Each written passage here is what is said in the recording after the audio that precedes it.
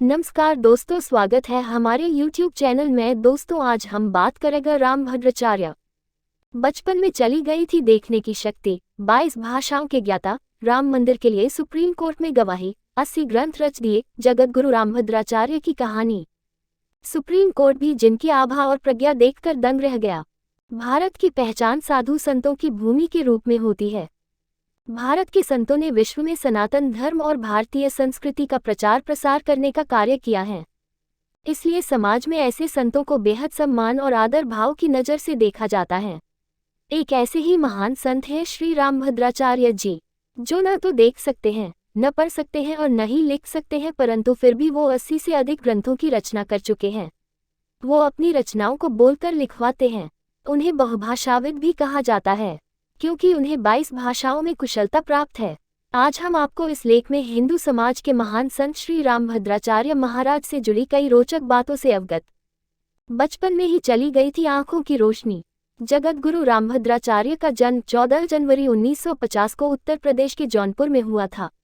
जगतगुरु रामभद्राचार्य बचपन में ही ट्रिकोम नामक एक बीमारी का शिकार हो गए थे।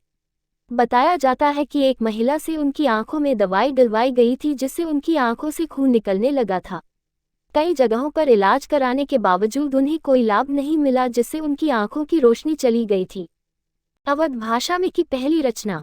जगतगुरु रामभद्राचार्य महाराज की प्रारंभिक शिक्षा मुंबई में अपने दादा की देखरेख में घर पर ही हुई।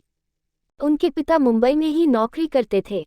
उन्हें घर पर ही रामायण, महाभारत, विश्राम सागर, सुख सागर, प्रेम सागर, ब्रजविलास जैसे किताबों का पाठ कराया गया। जगतगुरु रामभद्राचार्य महाराज का वास्तविक नाम गिरधर मिश्रा है। रामभद्राचार्य ने महज 3 वर्ष की आयु में अपनी पहली कविता की रचना अवध भाषा में कर दी थी। इन्होंने अपनी रचना जब दादा को सुनाई तो हर कोई हैरत में पड़ गया था। इन्होंने संपूर्णानंद संस्कृत विश्वविद्यालय में शास्त्री की उपाधि ली थी। साथ ही अयोध्या में उन्होंने ईश्वरदास महाराज से गायत्री मंत्र और राम मंत्र की दीक्षा ली। तभी से इनका नाम रामभद्राचार्य हो गया था। जगतगुरु रामभद्राचार्य 22 भाषाओं में पारंगत हैं। संस्कृत, हिंदी के साथ ही वह अवधी, मैथिली समेत अन्य भाषाओं में रचनाएं रची हैं।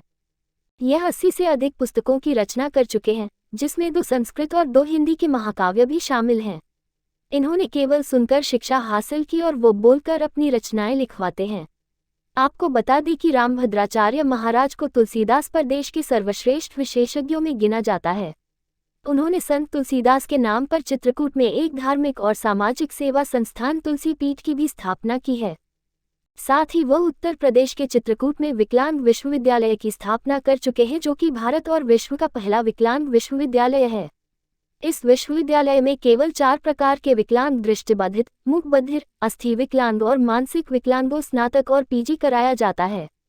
देश भर में जगतगुरु रामभद्राचार्य के लाखों अनुयायी हैं। लोग उनका नाम बहुत आदर के साथ लेते हैं। हर कोई उनकी अद्भुत प्रतिभा का कायल है। इन्हें सरकार के द्वारा वर्ष 2015 में पद्म विभूषण से भी सम्मानित किया जा चुका है। बताया जाता है कि 5 वर्ष की अल्पायु में जगतगुरु रामभद्राचार्य महाराज ने अपने पड़ोसी पंडित मुरलीधर मिश्रा की सहायता से 15 दिनों में अध्याय और श्लोक संख्या के साथ लगभग 700 छंदों से युक्त संपूर्ण भगवद गीता को याद कर लिया था। साथ ही ये भी कहा जाता है कि 7 साल की उम्र में जगतगुरु रामभद्राचार्य ने 60 दिनों में तुलसीदास के संपूर्ण रामचरितमानस को याद कर लिया था।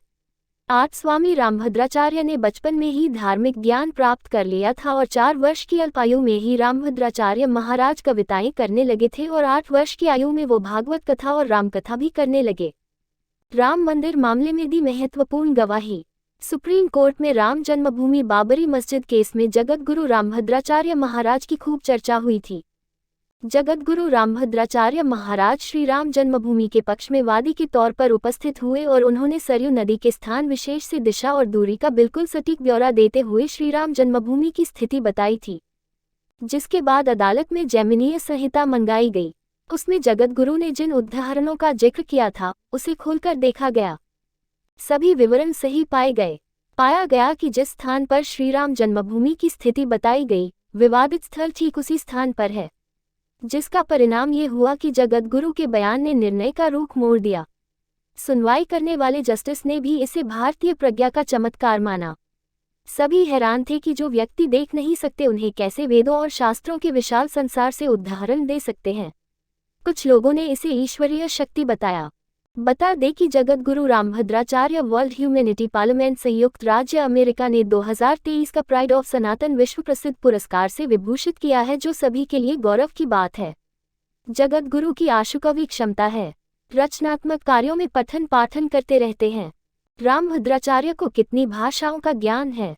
इन्हें 22 भाषाओं का ज्ञान है और 80 ग्रंथों की रचना कर चुके हैं। साथ ही ये विश्व का पहला विकलांग विश्वविद्यालय भी चला रहे हैं।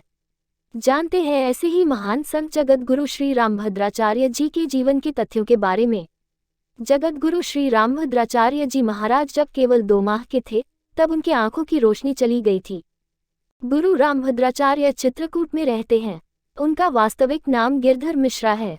वह एक विद्वान, शिक्षाविद, बहुभाषाविद, रचनाकार, प्रवचनकार, दार्शनिक और हिंदू धर्मगुरु हैं। धन्यवाद।